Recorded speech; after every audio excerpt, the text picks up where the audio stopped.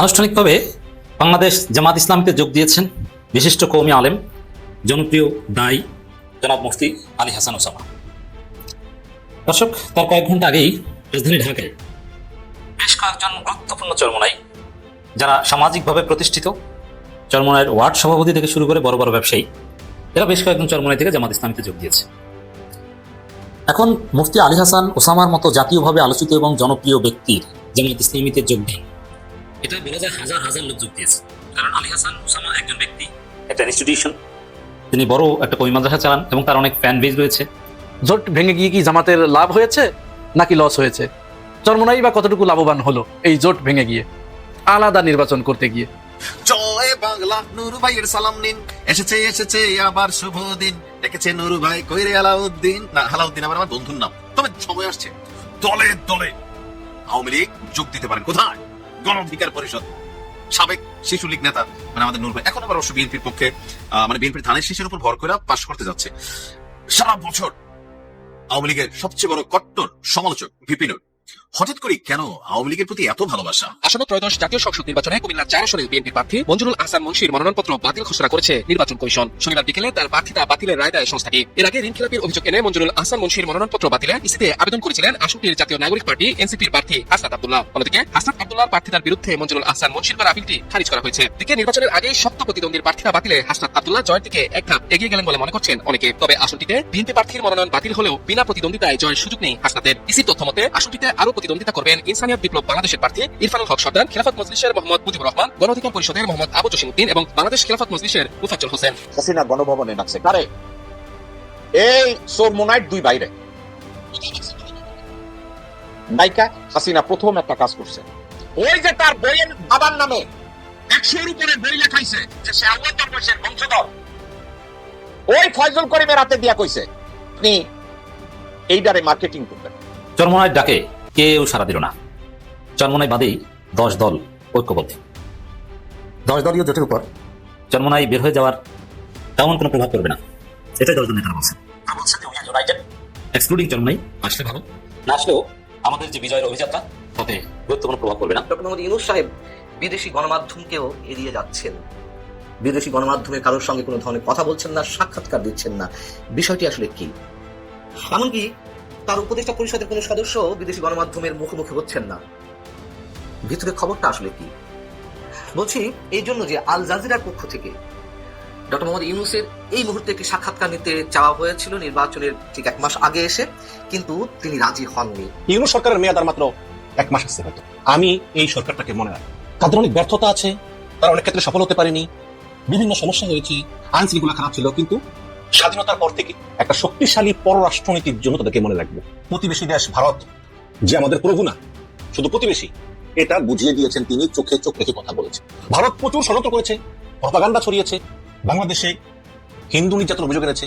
ভারতে প্রায় প্রতিটা দিন ওরা ওদের দেশের মুসলমানদেরকে বাঙালি সন্দেহে যা করে, এটা আমি আর বলবো না, কারণ ফেসবুক অনেক সময় এসব ধরে ভায়োলেশন হয়, শেষ করে দেয়। একদম একটি বৃহৎ প্রতিবেশী দেশ তার পার্শ্ববর্তী আরেকটি ছোট্ট দেশের সাথে কিভাবে এরকম বিমাতা সুলভ আচরণ করে, এটি এতদিন আমি বুঝতে পারতাম না।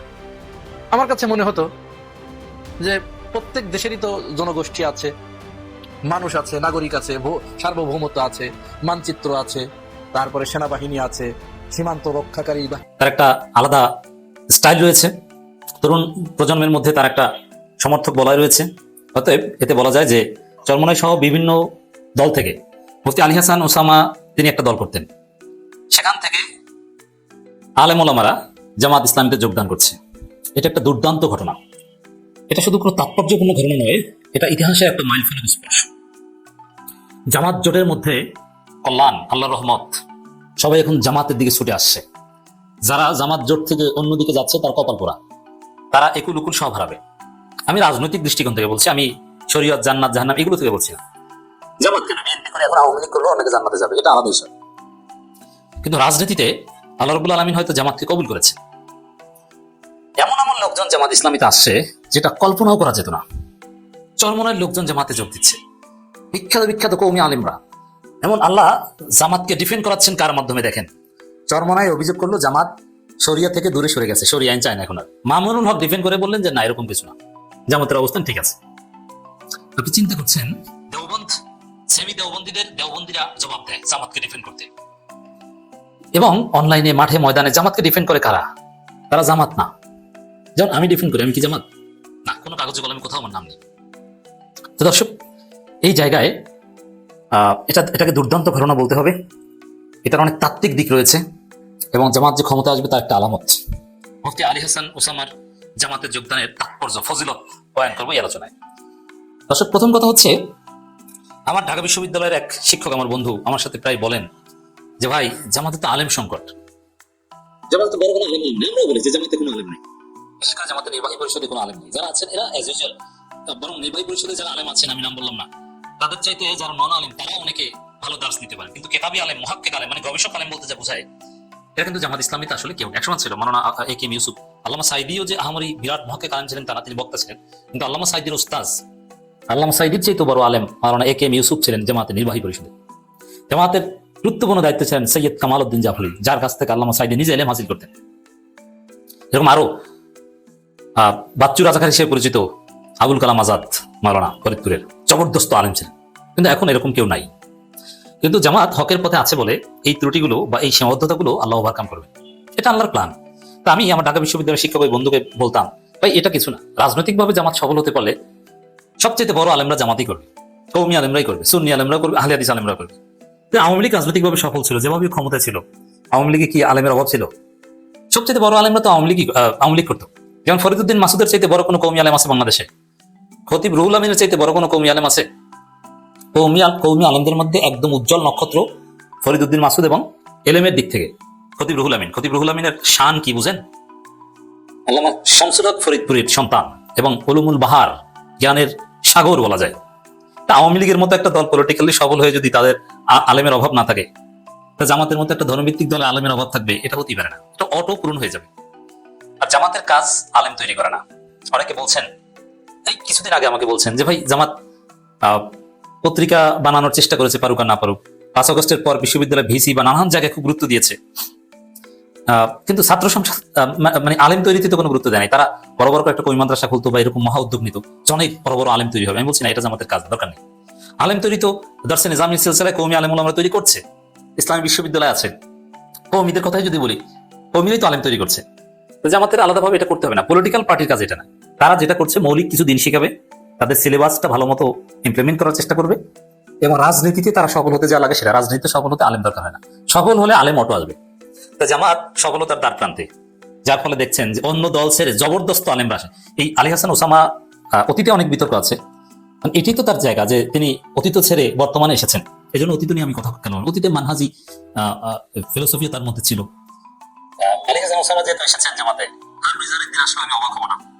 হারুনিজার, আলী হাসান ওসামা এরা সেম মেন্টালিটি ছিলেন অনেকটা। তা আলী হাসান ওসামা জামাতের অনেক সমালোচনা করতেন, কিন্তু বিশেষ করে গণতান্ত্রিক পদ্ধতি, গণতন্ত্রের প্রতি খুব বিদ্বেষ ছিল তার। হ্যাঁ, এখনো যে তিনি গণতন্ত্রকে জায়েজ মনে করে এসেছেন তা না, এটা মাসলাহাত বিবেচনা করে তিনি এসেছেন। সেই জায়গায় আলী হাসান ওসামার যত ত্রুটি বিচ্যুতি কিংবা সমালোচনা থাকুক না কেন, কিন্তু তিনি যে বড় আলেম, মুহাক্কিক আলেম এবং প্রচন্ড স্মৃতিশক্তি সম্পন্ন আলেম, কেতাবি আলেম, উসুল জানা আলেম, এতে কোনো সন্দেহ নেই, এবং কওমিদের মধ্যে ফার্স্ট ক্লাস একজন আলেম। তো সেই জায়গায় বিশেষ করে চরমোনাই যখন জামাত জোট ছেড়ে গিয়েছে, এই টাইমটায় নির্বাচনের আগে আলী হাসান ওসামার মতো একজন সুপারস্টার জামাতে যোগদান করা, এটা ডেফিনেটলি একটা দুর্দান্ত ঘটনা। দশকের আগে আরো বেশ কয়েকজন কওমি আলেম যারা সরাসরি চরমোনাই বলাই থেকে এসেছে, বিশেষ করে আলী হাসান ওসামাকে যিনি মাওলানা আব্দুল হালিম এবং ইসলাম মাহবুব জুবাইরের কাছে নিয়ে এসেছেন, নুরুজ্জামান নোমানি, তিনিও কওমি আলেম ছিলেন। অবশ্য তাকেও জামাতের একটা অংশ ঠিকভাবে টলারেট করতে পারে না। আমিও সমালোচনা করি, সমালোচনা আমি তো আমির জামাতের করি, কিন্তু আপনি জামাত আমাকে স্নেহ করেন, দ্যাটস ডিফারেন্ট। সমালোচনা করা আমাদের অধিকার, আমাদের কাজই এটা।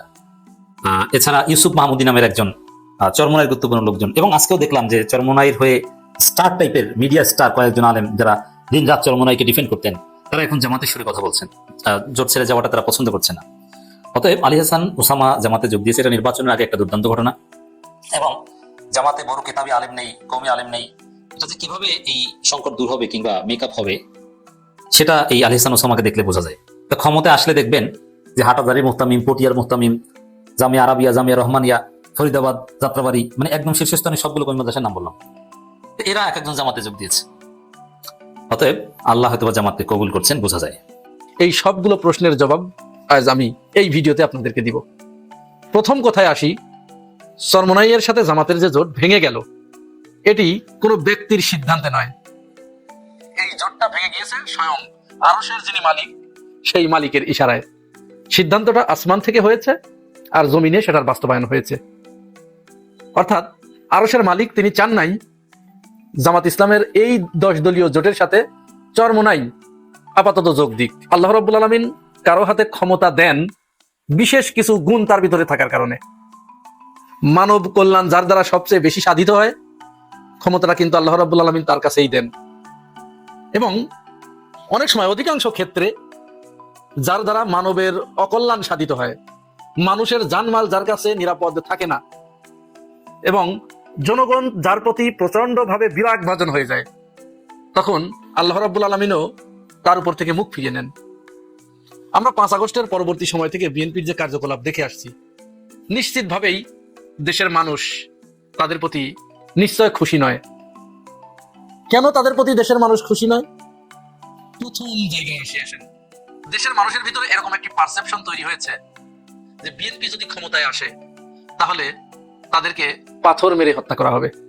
যেভাবে ঢাকার একটি বাজারে প্রকাশ্য দিবালোকে বিএনপি নেতাকর্মীরা তার নিজের দলের আরেকজনকে পাথর দিয়ে হত্যা করলেন, যেটি আয়ামে জাহিলিয়াতের যুগে সম্ভব ছিল শুধু, সেটি এই যুগে এসে তাদের মাধ্যমে সম্পূর্ণ হলো।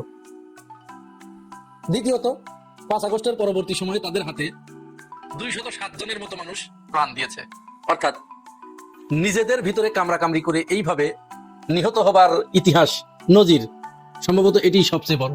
এর চেয়ে বড় রেকর্ড আপাতত নিকট অতীতে সম্ভবত নাই।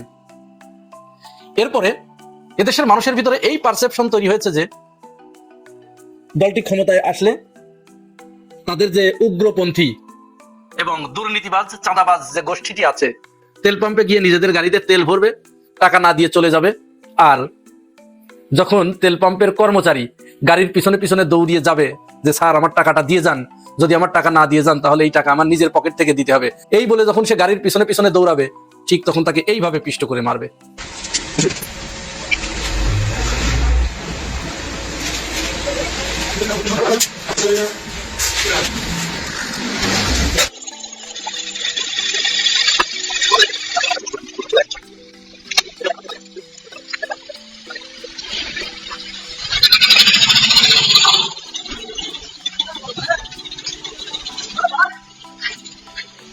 এরপর দেশের মানুষের ভিতরে এই পারসেপশনও তৈরি হয়েছে যে এই দলের লোকগুলো যদি কোনো ভুল করে, অন্যায় করে বা মিথ্যা তথ্য যদি কোনো জায়গায় পরিবেশন করে, আর তাদের মিথ্যা তথ্য যদি কেউ ধরিয়ে দেয়, তাহলে তাকে ইলেকশন কমিশনের সামনে বা প্রকাশ্য দিবালোকে শত শত মানুষের সামনে এইভাবে রাস্তায় ফেলে, এই আইনজীবীর মতো রাস্তায় ফেলে পিটিয়ে তাকে মেরে ফেলানোর উপক্রম করবে। ভিডিওটি দেখুন।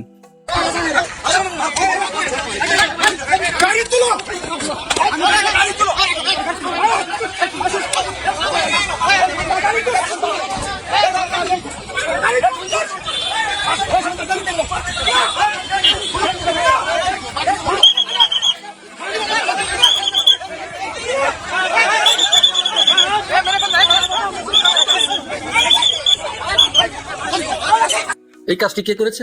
এই কাজটি করেছে শেরপুর 2 আসনের যিনি বিএনপি মনোনীত প্রার্থী ফাহিম চৌধুরী। তিনি দ্বৈত নাগরিক। তো এই দ্বৈত নাগরিকের কারণে জামাতের প্রার্থী বাতিল হয়ে গেছে। বিএনপির 2-3 জনের, তারেক রহমান সহ, আব্দুল আল মিন্টু সহ কয়েকজনেরটা বৈধ ঘোষণা করা হয়েছে। পরে এই ফাহিম চৌধুরীর প্রার্থিতার বিরুদ্ধে ইসিতে রিট করেছিল এই আইনজীবী। বাকিটা তো আপনারা দেখলেন। আগের ঘটনাটিও কিন্তু এরকম, রাজবাড়ী জেলার গোয়ালন্দ মোড়ে একটি পেট্রোল পাম্পে যুবদলের এক নেতা ওই পেট্রোল পাম্পের কর্মচারী রিপন সাহাকে এইভাবে পিষ্ট করে মারলেন। এরপরে মানুষের ভিতরে এই পারসেপশন তৈরি হয়েছে যে গণহত্যাকারী আওয়ামী লীগকে নিষিদ্ধ করার যে দাবি উঠেছিল, গণদাবি উঠেছিল, এই দাবির প্রতি সম্মান জানিয়ে জামাত ইসলামের পক্ষ থেকে একটি রিট করা হয়েছিল, আওয়ামী লীগকে আইন করে নিষিদ্ধ করা হোক। কিন্তু তার আগেই তো বিএনপির সাথে তাদের গুটু করা হয়ে গেছে। বিএনপি তাদের নিষিদ্ধ চায় নাই, কারণ জানেন, কারণ তাদের ভিতরে যে ভয়টা কাজ করেছে, জামাত ইসলাম যদি বিরোধী দলে আসে বা ক্ষমতায় আসে তাহলে চাঁদাবাজি পুরো বন্ধ হয়ে যাবে। জামাত ইসলাম তো চাঁদাবাজি করে না, দুর্নীতি করে না এক পয়সাও। এটুকু তারা জানে। তাহলে একটা দল যখন চাঁদাবাজি করবে না আর দুর্নীতি করবে না, আর বাংলাদেশের মেইন সমস্যা এটা, আর অন্য দলটি যখন এটা করবে, তাহলে তো জনগণ অটোমেটিক্যালি চাঁদাবাজ এবং দুর্নীতিমুক্ত এই দলটার দিকে রুজু করে দেবে, তো তখন তো ওর ভাত মরে যাবে।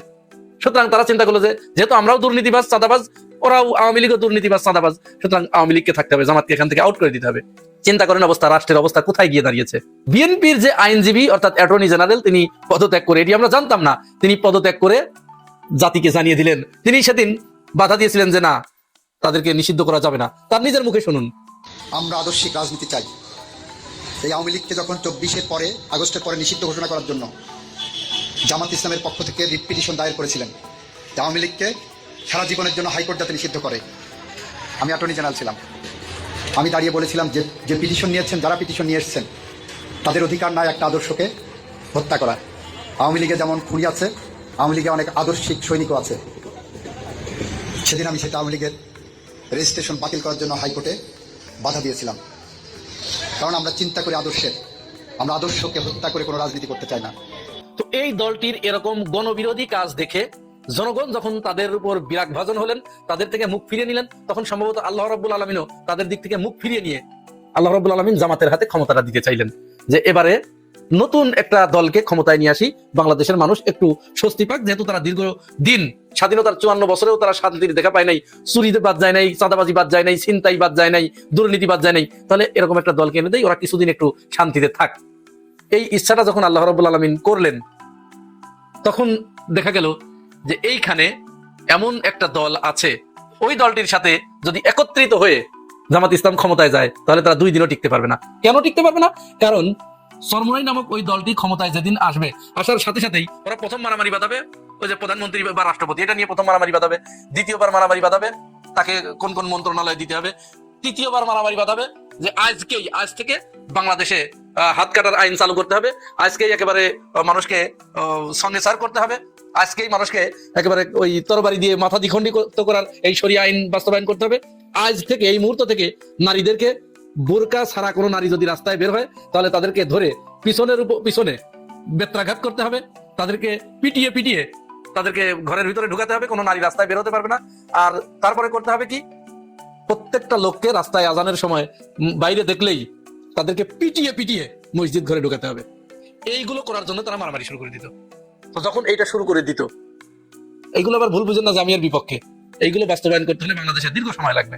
তো যদি যেদিন ক্ষমতায় আসবে তার পরের দিন এই দলটি যখন এইভাবে রাস্তায় নামতো, তখন আর ওই জামাত ইসলাম একদিনও ক্ষমতায় থাকতে পারতো না, পরের দিনই তাকে আউট হয়ে যেতে হতো।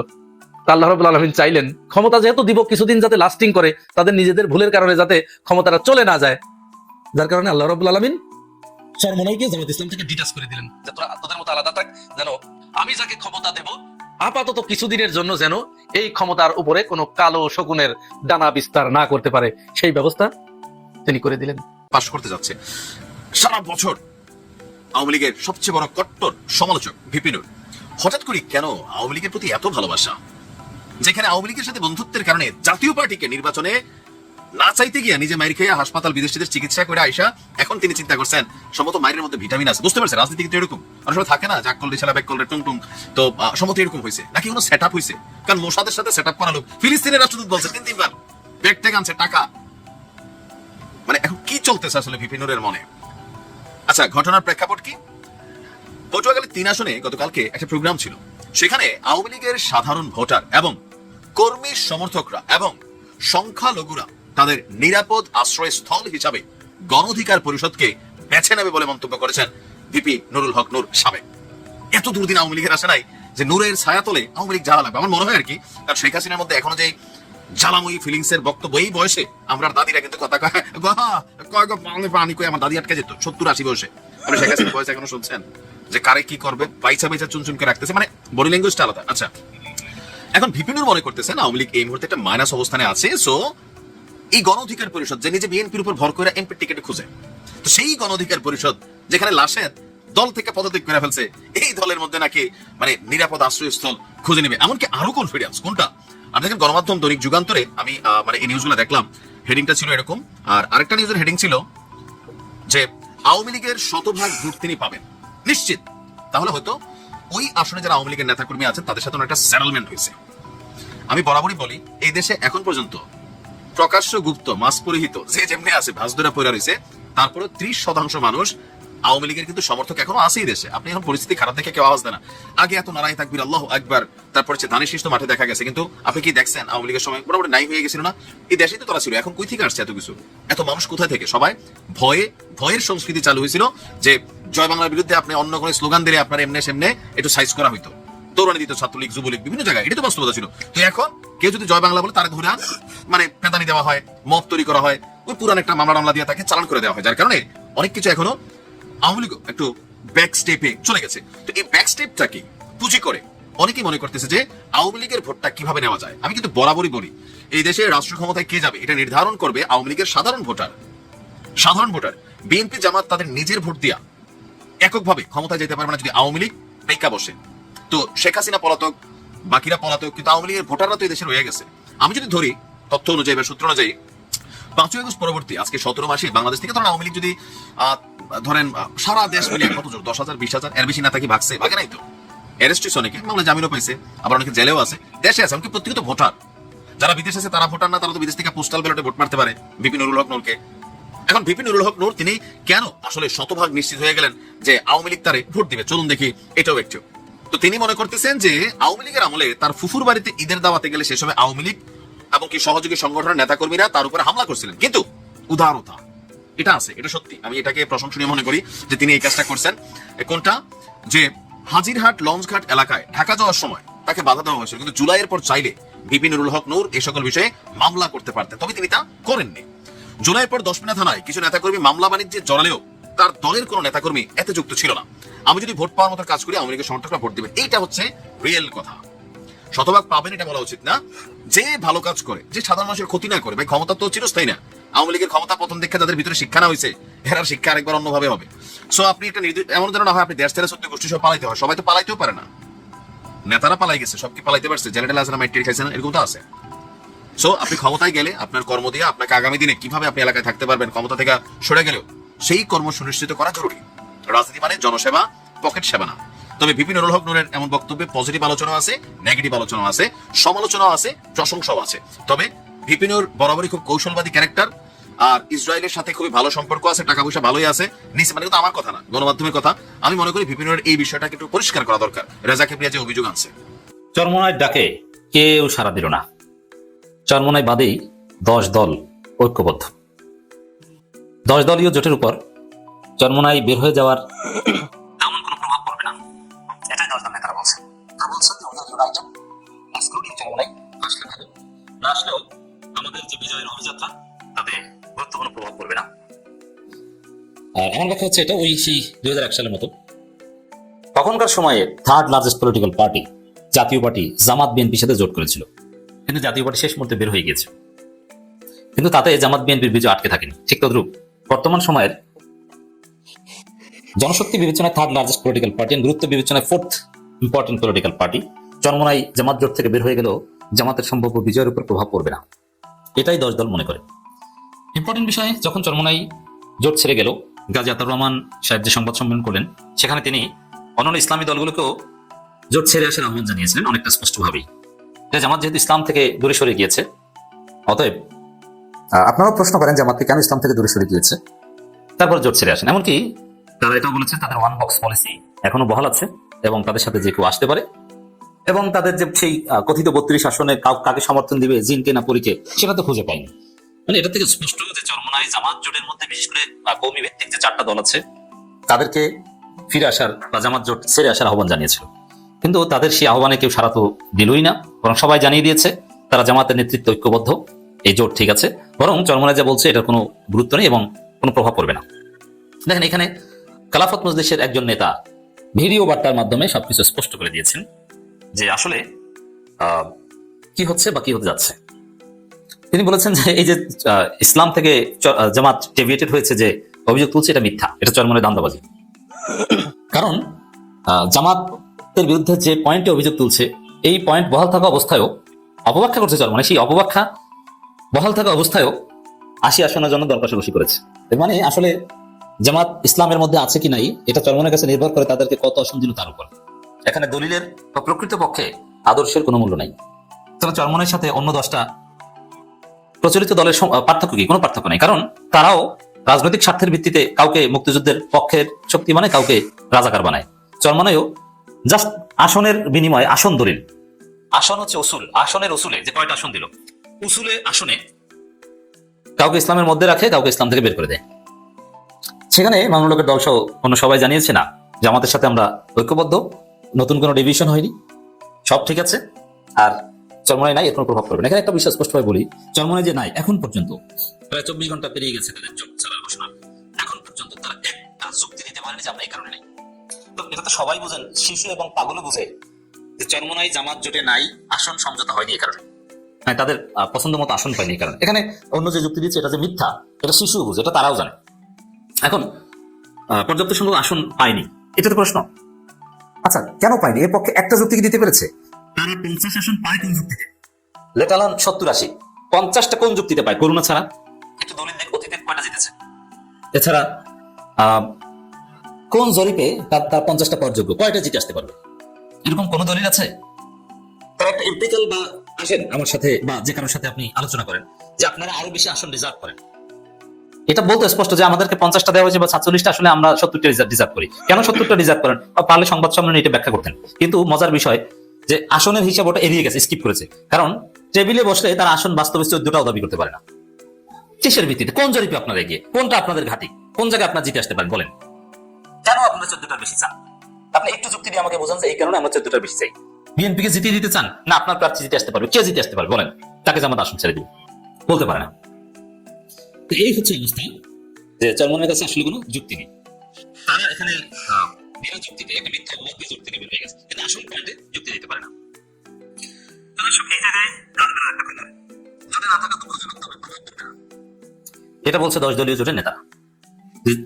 চরমনের প্রতি মায়া হয়, পূর্ণ হয়, চাকরি ডেফিনেটলি ভালো হতো, 10% ভোট, এটা তো কম না। তারা একটা সুসংগঠিত দল, আবার ধর্মীয় একটা শক্তি, definitely it would be good. But এতে যে প্রভাব পড়বে তা না, বিজয় বাধাগ্রস্ত হবে না। কেন প্রভাব পড়বে না? এই ভোটগুলো বিএনপির বক্সে যাবে, তাও না, যেহেতু তারা আলাদাভাবে নির্বাচন করার কথা বলছে। অতএব এটা সাইড হয়ে থাকবে। আর বাস্তব হিসেবে এটাই যে বাংলাদেশে এখন দাঁড়িপাল্লা ভার্সাস ধানের শীষের নির্বাচন, সেখানে হাত পাখার গুরুত্ব ভেরি লিটল, অতএব তেমন কোনো প্রভাব পড়বে না।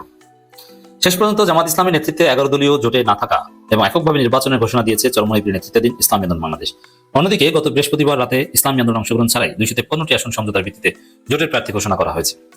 ইসলামী আন্দোলন বলছে ইসলামের মৌলিক নীতির প্রশ্নে জামাত ইসলামী অস্পষ্ট। এটা আবার মামুনুল হকের দল বন্য সবাই জবাব দিয়েছে কার্যত যে এটা মিথ্যা কথা, জামাতের সঙ্গে নির্বাচনী সমঝোতা থাকছে না। এ কারণে 268 আসনে ইসলামী আন্দোলন এককভাবে নির্বাচন করবে, বাকি 32 আসনেও দলটি আদর্শিক বিবেচনায় কোনো না কোনো প্রার্থীকে সমর্থন দিবে। এখন তাদের মানে জামাতের আদর্শ মামুনুল হকদের আদর্শ ভালো না, তাই না? কারণ পুরো এই জোটই তো ইসলামী জোট না, এটাই তো বলেছে। শুধু জামাতের প্রতি তার অভিযোগ না, মামুনুল হকদের প্রতিও কিন্তু চরমনের অভিযোগ। কারণ জামাত এই জোটে ইসলাম নাই, লিবারাল জোট, এটা যদি বলেন তাহলে মামুনুল হকরাও তো সেম।